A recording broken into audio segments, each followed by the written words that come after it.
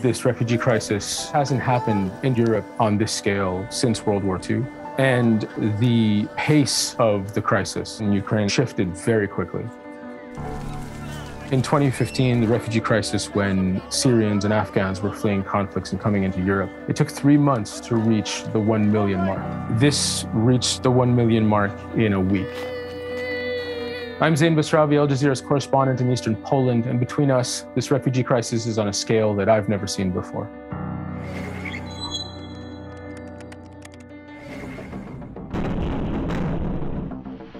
In this conflict, the level of violence perpetrated by the Russian military as part of the invasion force ratcheted up very quickly, and it surprised everyone.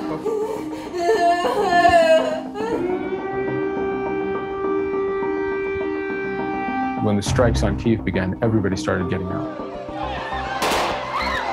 And so that created a bottleneck that took days to pass through. That's gotten much better. The times at the borders, they're being measured in hours, not in kilometers anymore. A lot of warehouses have been opened up for big groups of people. They're sleeping in cots, there's no privacy, there's hundreds and hundreds of people to a room. So it's still pretty dire, but at least they're not outside in the cold, waiting to cross over like they were in the early days. One of the most heart-wrenching cases was a father from Kharkiv who was dropping off his family and then going back to Kharkiv. Нас бомбят русские, мы все боимся. Причем мы? That is a city that Russia's military campaign has almost completely leveled. It's difficult to sort of listen to the people sort of tell their stories and talk about saying goodbye. That was definitely one that had us all wiping away some tears during the interview and during the edit. That's definitely a time when the producers, the cameraman, it's difficult to sort of have to go through the process again. We'd crossed into Ukraine, into one of the border towns there at the Ukrainian side of the border control.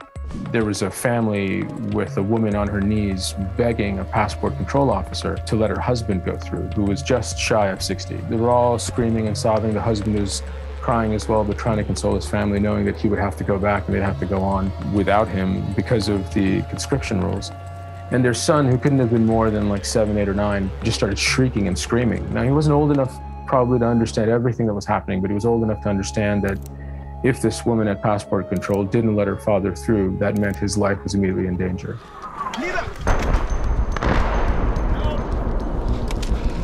Fear that propelled them to run for their lives is now very quickly turning to anger.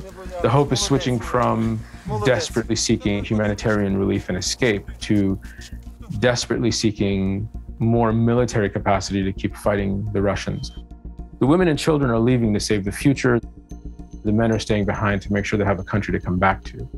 The hope is to get kids to safety and to stabilize their day-to-day lives somehow, but there's also a parallel hope of being able to have the capacity they need to keep fighting and eventually push Russia back.